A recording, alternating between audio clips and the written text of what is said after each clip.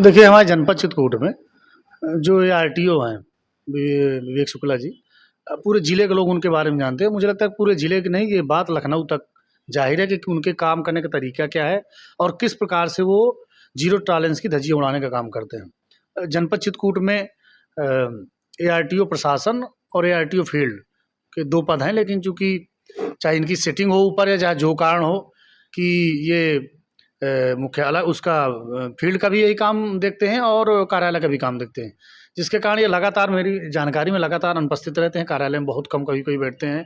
कार्यालय में आप देखेंगे तो इनके यहाँ पूरा भ्रष्टाचार का एक अड्डा है। कोई व्यक्ति चला जाए, किसी का कोई काम नहीं होता, बिना भ्रष्टाचार के कोई काम नहीं होता। जहाँ तक मेरी जानकारी है, तो मुझे जहाँ तक जानकारी मिली कि ये 2-2, 3-3 आदमी रखे हैं जो केवल भ्रष्टाचार की वसूली करते हैं। मतलब अगर कोई गाड़ी पलट जाए, अभी आपने इनके एक वीडियो ने कई वीडियो देखे होंगे, इतने हरिचंद हैं ये कि आप देखते होंगे कि ये पूरी तरह से खुलेआम वसूली करने का काम करते हैं। मुझे लगता है अगर सरकार की ज़ीरो टॉलरेंस है की नीति है, तो ये ज़ीरो टॉलरेंस की नीति को धता बताते हुए सरकार की जो ज़ीरो टॉलरेंस की नीति है उसको दरकिनार करते हुए पूरे ज़िले में भ्रष्टाचार करने का काम करते हैं। मुझे लगता है इस ज़िले के सबसे भ्रष्ट अधिकारी अगर होंगे तो ये होंगे। दूसरा कारण क्या है, बीच में आपने देखा होगा कि एक प्रकरण में प्रदेश के मुख्यमंत्री जी को सरकार ने निलंबित किया और इतने पावरफुल आदमी है कि ये जाके अपना स्टे ले आए। स्टे लेने के बाद भी कई ऐसे प्रकरण आए मेरे जो संज्ञान में भी है, लगातार इनकी शिकायत हुई, लेकिन पता नहीं कौन सा मोह माया इन्होंने छोड़ रखा सरकार में, कितना पैसा या कितना भ्रष्टाचार खिला दिया कि आज तक इनकी पूरे ज़िले में तैनाती और खुलेआम गुंडाई कर रहे हैं, खुलेआम ट्रक वालों से वसूली कर रहे हैं, खुलेआम गाड़ियों से वसूली करते हैं। आप ज़्यादा नेतागिरी करोगे, आप ज़्यादा इनसे सवाल करोगे, चाहे आप मीडिया के लोग होगे या कोई भी व्यक्ति होगे, आप जब ज़्यादा सवाल करोगे तो आपको मुकदमे भी लगवाने का काम ये करते हैं।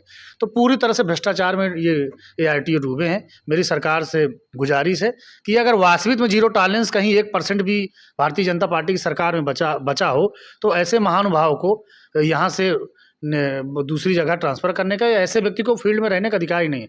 वो मेरी जानकारी में 2-2, 3-3 लोग रखे हैं ये, जो पैसे की वसूली करते हैं। मुझे लगता है इस ज़िले में इतना बड़ा अगर इनकी संपत्ति की जाँच करा दी जाए, इनकी जाँच करा दी जाए, इतना बड़ा भ्रष्टाचार सामने आएगा कि ज़ीरो टॉलरेंस दूर-दूर तक दिखाई नहीं देगा। अवसर मिलेगा तो मैं ज़रूर जल्द ही इनके कार्यालय भी जाने का काम करूँगा। इनकी बात पहले भी मैं ऊपर अधिकारियों को, उच्च अधिकारियों को भेज चुका हूँ। मैं जल्द इनके खिलाफ पत्राचार भी करूँगा।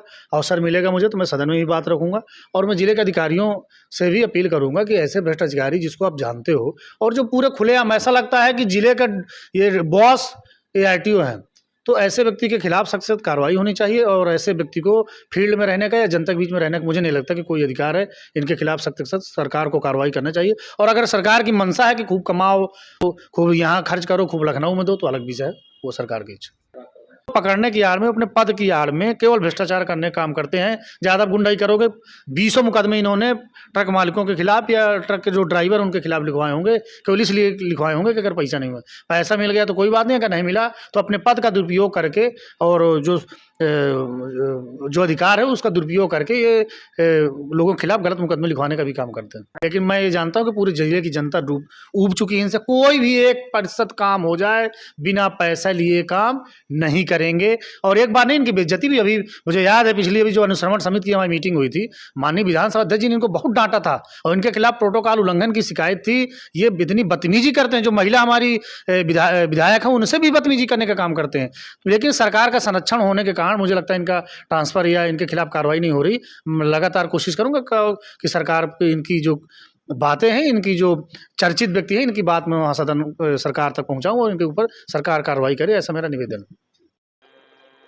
समाजवादी पार्टी के विधायक को मैं क्या कहूँ, उन्होंने ये जो आरोप लगाया है, पहले तो उन्होंने आरटीओ को फ़ोन किया और कहा कि अपने भांजे का ट्रैक्टर में जुर्माना को देख के समझ के उसको क्या हो सकता है कम कर लीजिए, और अगर वो जुर्माना कम कर देता, ख़त्म कर देता, ऐसे ही ट्रैक्टर जाने देता तो उसको ईमानदारी का सर्टिफिकेट दे देते। मतलब वो भ्रष्टाचार कर देता तो उसको ईमानदारी का सर्टिफिकेट दे देते। उसने उसमें जुर्माना लगा दिया तो सरकार को उन्होंने ज़ीरो टॉलरेंस की बात करते हुए सरकार पर एक आक्षेप लगाया एआरटीओ को जोड़ते हुए। मैं किसी अधिकारी को कोई सर्टिफिकेट नहीं दे रहा हूँ ईमानदारी का, पर इस विषय में जो मेरे पास साक्ष्य उपलब्ध है उसमें स्पष्ट है कि कर्मी सदर के विधायक, चित्रकूट सदर विधायक ने अपने भांजे के ट्रैक्टर को, जिसका उन्होंने नंबर का उल्लेख किया उस वार्ता में, उस नंबर के उल्लेख के साथ ये कहा कि इसको जुर्माना देख लीजिए। जब उसने जुर्माना पूरा लगा दिया तब वो उनको तिलमिला गया कि उनके कहने के बावजूद उनको छोड़ा क्यों नहीं बिना जुर्माना के, और उस पर अनर्गल आरोप लगा रहे हैं। तो इससे स्पष्ट हो रहा है, व्यक्ति का चाल से चेहरा समझ में आता है, स्पष्ट है कि अगर आप अपने भांजे से पहले तो अवैध खनन, इस पे तो अवैध खनन हो रहा होगा, अवैध खनन के बाद अवैध परिवहन पे आपने जब विषय आया तो आप लगे सरकार को घेरने, जीरो टॉलरेंस के ज्ञान देने। पहले तो आप स्वयं सुधारिए, तब किसी और पे आइए। अपने नातेदार, रिश्तेदार, परिवार को आप इन कामों से पहले दूर करिए।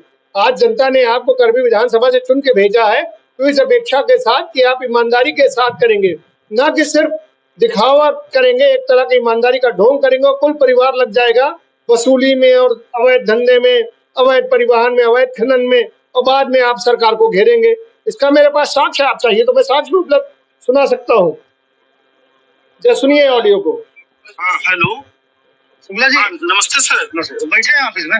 हाँ सर बैठा हूँ। एक ये भांजे का हमारा ट्रैक्टर है, मिट्टी उट्टी में कुछ हो गया था तो मैं भेज रहा हूँ, देख लीजिएगा कुछ उसमें वो हो जाए। अच्छा ठीक। आपके यहाँ से वो होता है ना, क्या होता है रिलीज नहीं, वो जैसे जुर्माना वाला होता है कुछ। अच्छा अच्छा ठीक ठीक। यूपी 96 है 1055 ट्रैक्टर नंबर। ठीक ठीक। राहुल